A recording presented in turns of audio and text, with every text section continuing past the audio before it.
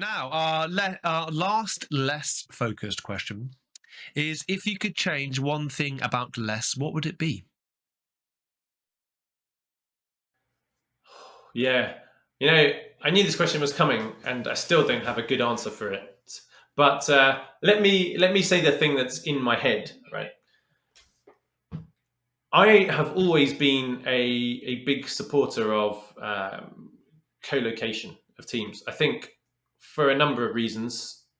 Yes, you can communicate and collaborate with people via Zoom, as we're doing right now, or Riverside.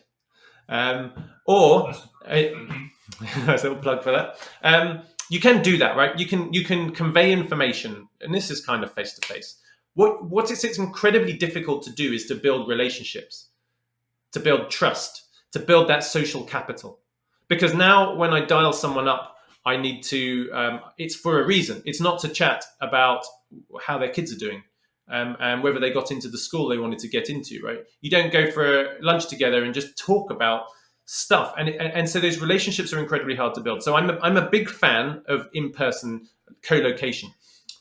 Having said that, I would remove the mandate for co-location in less if it were up to me, because whilst I think it's incredibly valuable, it's also incredibly effective to not be co-located in other ways, right? So what hit you get in collaboration, communication, and relationships, you gain other stuff, and so it will just, if nothing else, my advice would still be co-location is best if you can do it, but if you can't do it, it gives people still the option to do less, right? And especially over the pandemic, I mean, no one was co-located with anyone else other than the people you live with, and I wish that rule was a bit more relaxed. I wish it was a guide, not a rule.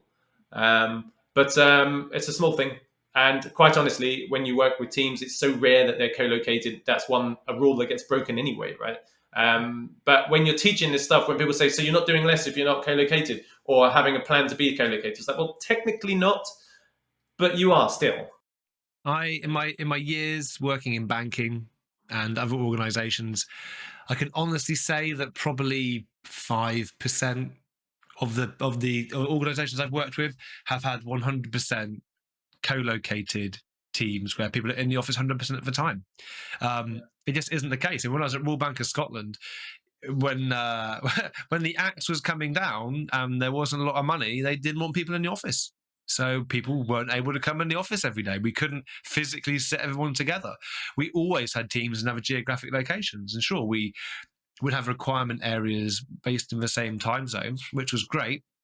But they still had to talk to people in the other requirement areas. So I think that I'm with you on this one. I would love to see it as a guide.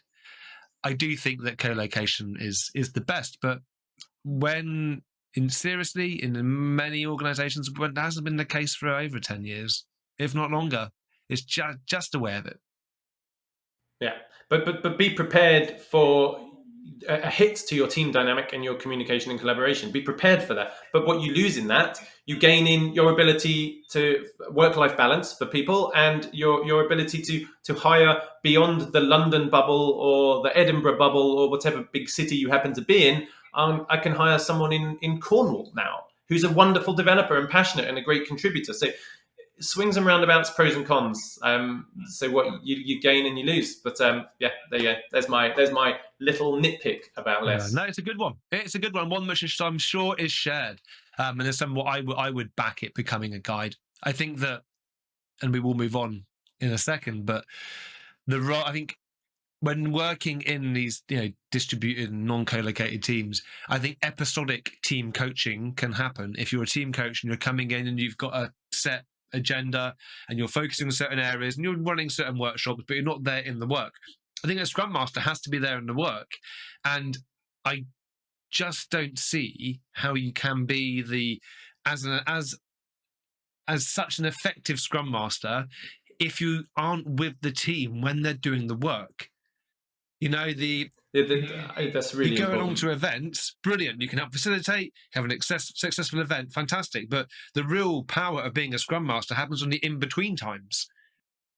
I mean, everyone's on their best behavior. Everyone's on their best Yeah. behavior in those events, right? It's when there are two people pairing over there, and there's maybe some conflict, and then the product owner comes over and maybe isn't as polite as they could be about the rate of progress, and those conversations are happening there. And as a scrum master, you're just observing it, and that's now in here, and you're like, right, okay, we need to do some work on that, right? That would never happen if they arranged a Zoom meeting without you, right? And so, yeah, it's tough, and it is really, really valuable to be there, but we know that it's not feasible for a lot of organizations for whatever reason, based on the choices they've made historically or in the moment. So let's not rule them out of the Yeah. framework. And let's not forget, there are some people who just can't physically get to an office. That as well. We Yeah. should be opening our doors to people who can make fantastic contributions, but can't, for any physical or mental reason, can't make it into an office.